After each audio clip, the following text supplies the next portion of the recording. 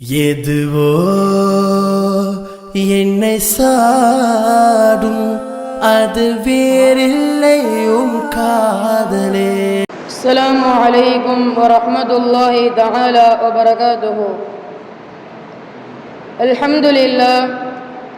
அல்ஹம்துலில்லாஹி நஹ்மதுஹு வ நஸ்தஈனுஹு வ நஸ்தக்ஃபிருஹு வ நு'மினு பிஹி வ நஊது பில்லாஹி மின் ஷுரூரி அன்ஃபுஸினா வ மின் ஸய்யிஆத்தி அஅமாலினா மை யஹ்திஹில்லாஹு ஃபலா முضில்ல லஹு வ மை யுضللஹு ஃபலா ஹாதிய லஹு ونشهد أن لا إله إلا الله وأشهد أن محمدا عبده ورسوله.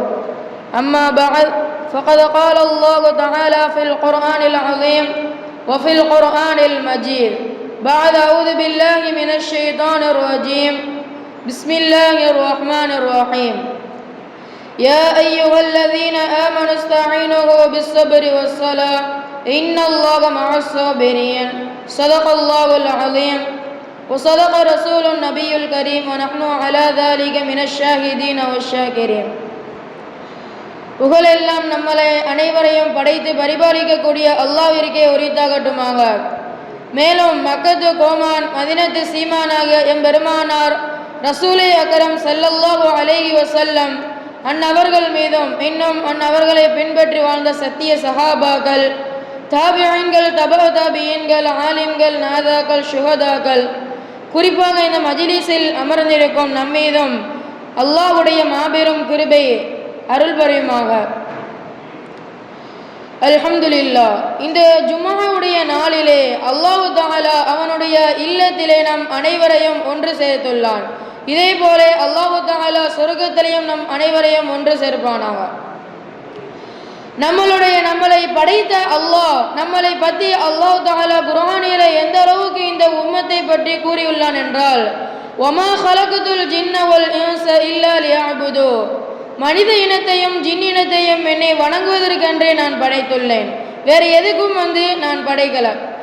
அப்படின்னா அல்லாஹ் தஆலா என்ன சொல்லுதானா, இந்த அனைத்து படைப்பினங்களையும் விட இந்த மனித படைப்பை அல்லாஹ் தஆலா சிறப்பு காட்டுகின்றான். அப்படி என்றால் இந்த உலகத்திலே இந்த மனிதன் மட்டும்தான் அல்லாஹ்விற்கு மாறு செய்தான், ஷிர்க்குடைய வழியிலே போறான், ஹராமை செய்கின்றான், இன்னும் அதிகமாக பாவங்களை செய்கின்றான். அப்படி என்றால் அல்லாஹ் தஆலா திருக்குர்ஆனிலே இந்த மனிதனை தான் சிறந்த உம்மத் என்று கூறியுள்ளான். அல்லாஹ் தஆலா எப்படிப்பட்டவன் என்பதை நாம் சிந்திக்க வேண்டும். அல்லாஹ் எங்கே இருக்கின்றான் என்பதை நாம் சிந்திக்க வேண்டும். நபிகள் நாயகம் ஸல்லல்லாஹு அலைஹி வஸல்லம் அன்னவர்களுடைய காலத்தில் ஹஜ்ரத் உமர் இப்னு அப்துல்லாஹ் ரலியல்லாஹு தஆலா அன்ஹு அவர்கள் ஒரு மலை அடிவாரத்திலே சென்று கொண்டிருந்தார்கள். அப்பொழுது அந்த மலையுடைய அடிவாரத்திலே ஒரு ஆடு மேய்க்கக்கூடிய ஒரு வாலிபன் அவன் ஆடு மேய்த்து கொண்டிருக்கின்றான். அப்பொழுது உமர் இப்னு அப்துல்லாஹ் ரலியல்லாஹு தஆலா அன்ஹு அவங்க கேட்காங்க, ஏ வாலிபா, நீ என்ன செய்கின்றாய்? ஆடு மேய்கின்றாயா? எனக்கு ஒரு ஆடை நீ விற்று விடு அப்படின்னு சொல்லுதாங்க. அப்படி சொன்ன உடனே அந்த வாலிபன் அமைதியாக சென்று விட்டான். அப்பொழுது அந்த வாலிபனை கூப்பிட்டு விட்டு, ஏ வாலிபா, நீ எனக்கு ஒரு ஆற்றை நீ தந்து விடு, அதுக்கப்புறம் உன்னுடைய எஜமானிடம் சென்று, யா எஜமானே, ஒரு ஆட்டை நரி அடித்துட்டு போயிட்டு அப்படின்னு நீ சொல்லு அப்படின்ட்டு அந்த வாலிபனிடம் அப்துல்லாஹ் இப்னு உமர் ரலியல்லாஹு தஆலா அவங்க கூறுதாங்க. அப்போ அதுக்கடுத்தும் அந்த சிறியவன் அமைதி அப்படி போனான். அப்போ அப்துல்லாஹ் இப்னு உமர் ரலியல்லாஹு தஆலா அவங்க சொல்லுதாங்க, வாலிபா, எனக்கு பதில் சொல்லிவிட்டு நீ போ அப்படின்னு சொல்லுதாங்க. அப்போ அந்த வாலிபன் சொல்லுதான், ஃபைனல்லாஹ், அல்லாஹ் எங்க இருக்கின்றான்? நம்மளுடைய எஜமான் பார்க்காவிட்டாலும் நம்ம எல்லாரையும் படைத்திருக்கக்கூடிய அல்லாஹ் எங்க இருக்கான்? அவனும் நம்மளை பார்க்க தான் செய்தான். அவன் முன்னாடி எப்படி நாம இவ்வளவு பெரிய தவறை நம்ம செய்ய முடியும் அப்படின்னு அந்த சிறியவன் சொன்ன உடனே அப்துல்லாஹ் இப்னு உமர் ரலியல்லாஹு தஆலா அவங்க ரொம்ப அழுவுதாங்க.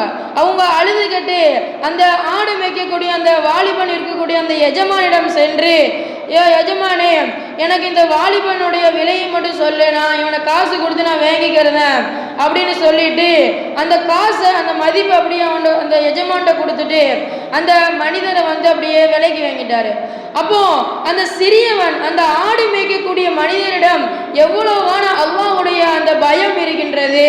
ஆனால் இந்த உலகத்தில் வரக்கூடிய எவ்வளோ பெரிய பணக்காரர்களிடமும் அந்த அல்லாஹ்வினுடைய பயம் வந்து யாருக்குமே கிடையாது. சாதாரண நபிகள் நாயகம் ஸல்லல்லாஹு அலைஹி வஸல்லம் அவர்களுடைய காலத்தில் வாழ்ந்த ஆடு மேய்க்கக்கூடிய மனிதர்களிடம் கூட அல்லாஹ்வினுடைய பயம் இருந்தது, அந்த யகீன் இருந்தது. அந்த உச்சகட்டம் இந்த உலகத்திலே எந்த ஒரு மனிதருக்கும் இல்லை. சஹாபாக்களுடைய காலத்தில் அல்லாஹ்வுடைய பயம் எல்லா சஹாபாக்களுக்குமே இருந்தது. நாம் எல்லாருக்கும் தெரிந்த ஒரு விஷயம்தான். ஒரு முறை நபிகள் நாயகம் ஸல்லல்லாஹு அலைஹி வஸல்லம் அவர்களுடைய சபையில் பெரும் பெரும் சஹாபாக்கள்லாம் இருக்கின்றார்கள்.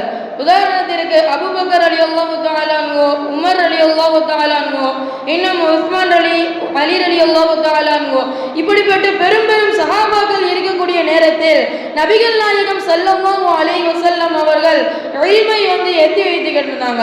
அப்பொழுது ஒரு சஹாபி என்ன செய்கின்றார், உள்ளே வருகின்றார்.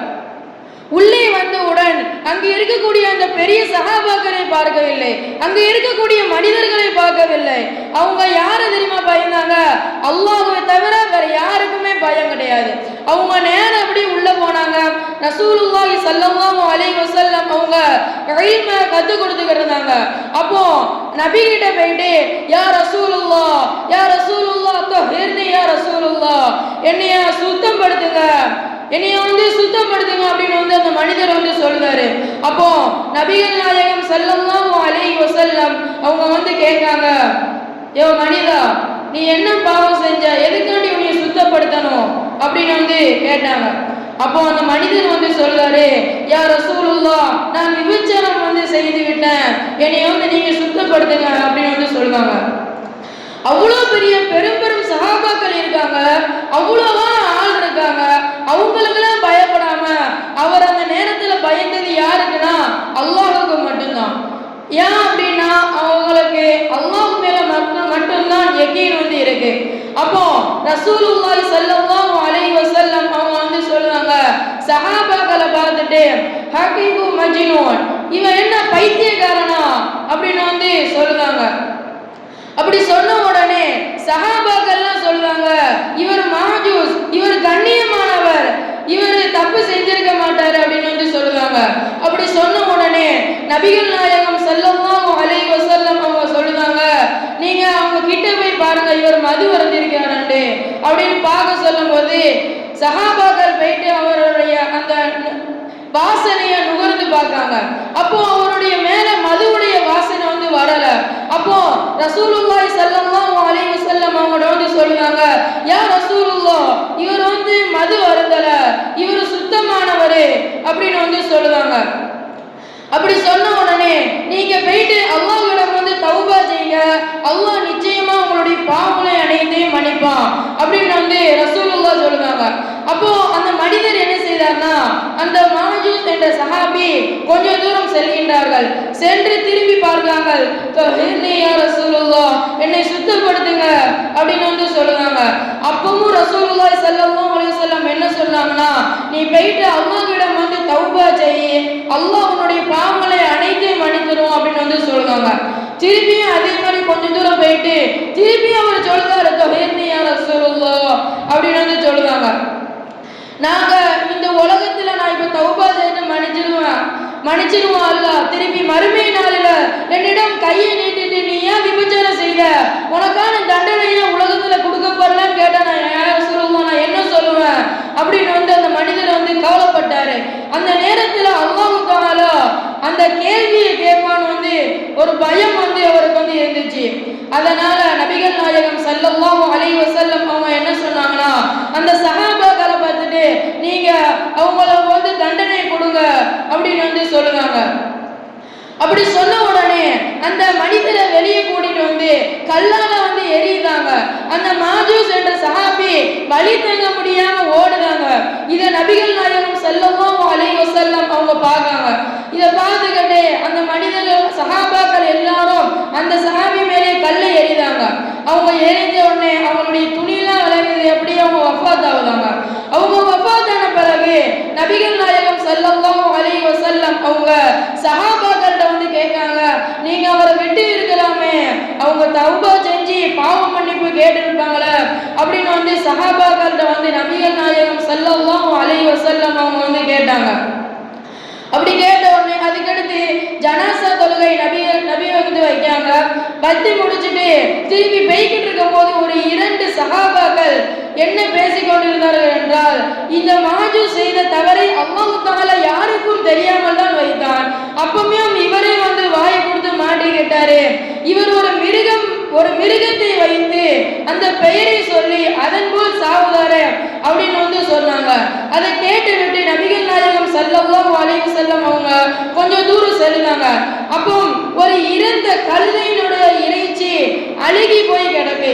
அப்போ சஹாபாக்கள் வந்து சொல்றாங்க, மாஜூஸை பற்றி பேசிய அந்த 2 நபித்தோழர்கள் யார், அவர்களை அழைத்து வாருங்கள் அப்படின்னு வந்து சொல்லுவாங்க. அப்படி சொன்ன உடனே அந்த 2 நபர்களையும் அந்த சஹாபாக்கள் வந்து அழைச்சிட்டு நபிகள் நாயகம் ஸல்லல்லாஹு அலைஹி வஸல்லம் அவங்க முன்னாடி வந்து வராங்க.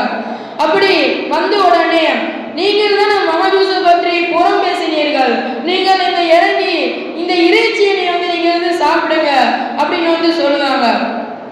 அப்போ அந்த 2 நபித்தோழர்களும் நபிகள் நாயகம் ஸல்லல்லாஹு அலைஹி வஸல்லம் அவங்கள்ட்ட வந்து கேட்டாங்க, யா ரசூலுல்லாஹ், இந்த இறைச்சி அழுகி போயிட்டு நான் எப்படி இதை சாப்பிடுவேன் அப்படின்னு வந்து கேட்டாங்க.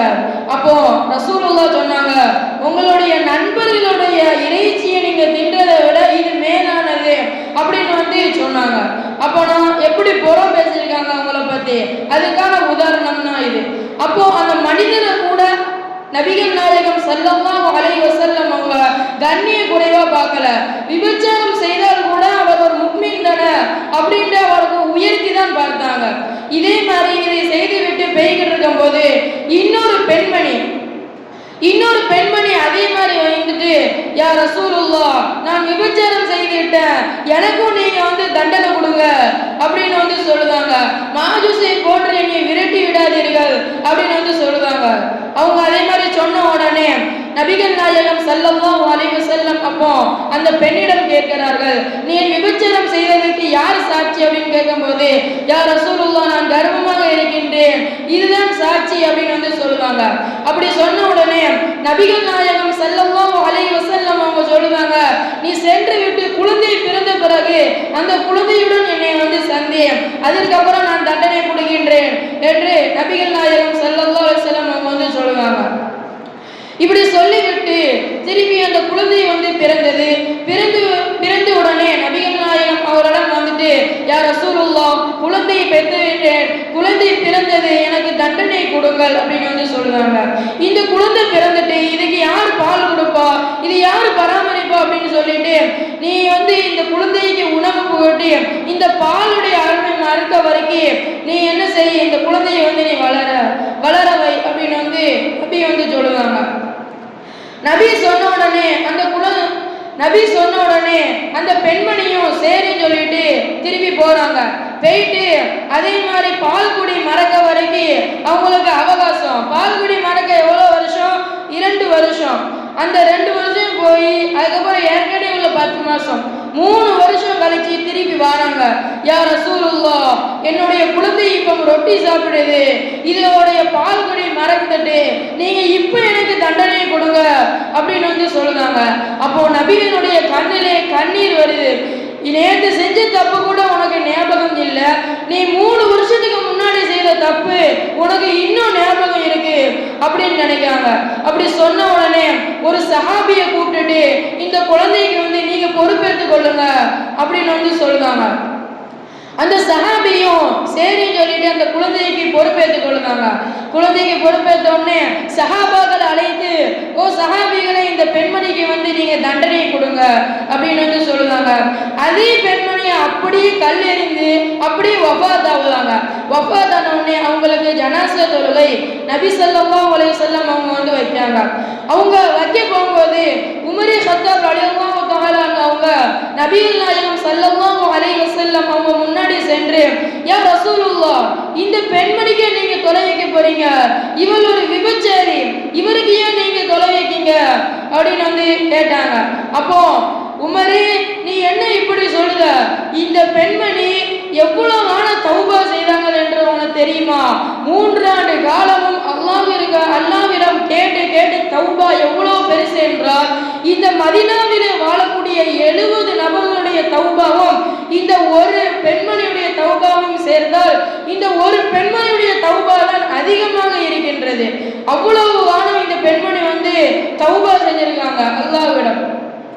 அப்படி என்றால் இந்த மனிதரை அல்லாஹ் தஆலா அந்த பெண்மணியை விபச்சாரியை கூட நபிகள் நாயகம் ஸல்லல்லாஹு அலைஹி வஸல்லம் அவர்கள் குறைத்து பார்க்கவில்லை. அந்த நேரத்திலும் அந்த பெண்மணியும் ஒரு முஃமின் தானே அப்படின்னு சொல்லிட்டு அவங்களுடைய மரியாதையும் குறைக்காமல் சரியான முறையிலே மரியாதை கொடுத்தார்கள். மனிதர்களுக்கு மட்டுமல்ல விலங்குகளுக்கும் நபிகள் நாயகம் ஸல்லல்லாஹு அலைஹி வஸல்லம் அவர்கள் மரியாதை கொடுத்தார்கள். அப்படி என்றால் சஹாபாக்களுடைய காலத்திலே எப்படிப்பட்ட ஒரு வாழ்க்கை இருந்தது என்றால் அல்லாஹ்விடம் பயந்து அல்லாஹ்விற்காகவே வாழ்ந்து நபிகள் நாயகம் ஸல்லல்லாஹு அலைஹி வஸல்லம் அவர்களுடைய சுன்னத்தை பேணி வாழக்கூடிய ஒரு வாழ்க்கையை சஹாபாக்கள் வாழ்ந்தாங்க. இந்த உலகத்தில் நாம எவ்வளவு செல்வம் வச்சு வாழ்ந்தாலும் கடைசி நாம கபருக்கு போகும்போது மூன்றே மட்டும்தான் வரும். ஒன்று நம்மளுடைய சொந்த பந்தங்கள், இரண்டாவது நாம சேர்த்து வச்ச அந்த செல்வம், மூன்றாவது நாம் செய்த நல் அமல்கள்.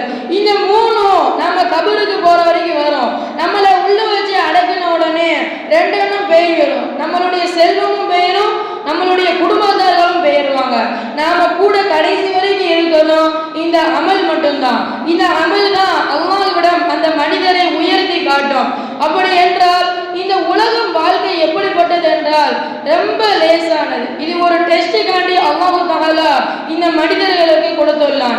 இதிலே அல்லாஹ்வுடைய அந்த கல்வியை கற்று மார்க்க கல்வியையும் நாம் கற்க வேண்டும். அப்படி என்றால் தான் நபிகள் நாயகம் ஸல்லல்லாஹு அலைஹி வஸல்லம் அவர்களுடைய சுன்னத்தையும் அல்லாஹ் சொல்லி தந்த வழிமுறையும் நாம் பேணி வாழ முடியும். இப்படிப்பட்ட வாழ்க்கை தான் அல்லாஹ் தஆலா நம் அனைவருக்கும் தரணும். எவ்வளவு பெரிய பாக்கியத்தை நான் சஹாபாக்களுக்கு கொடுத்துள்ளான் அல்லாஹ். இப்படிப்பட்ட பாக்கியத்தை நம் அனைவருக்கும் அல்லாஹ் ரஹ்மான் நம் அனைவருக்கும் அருள் புரிவானாக. வாஹிர் தஅவானா அல்ஹம்துலில்லாஹி ரப்பில் ஆலமீன். அஸ்ஸலாமு அலைக்கும் வரஹ்மத்துல்லாஹி தஆலா வபரகாத்துஹு.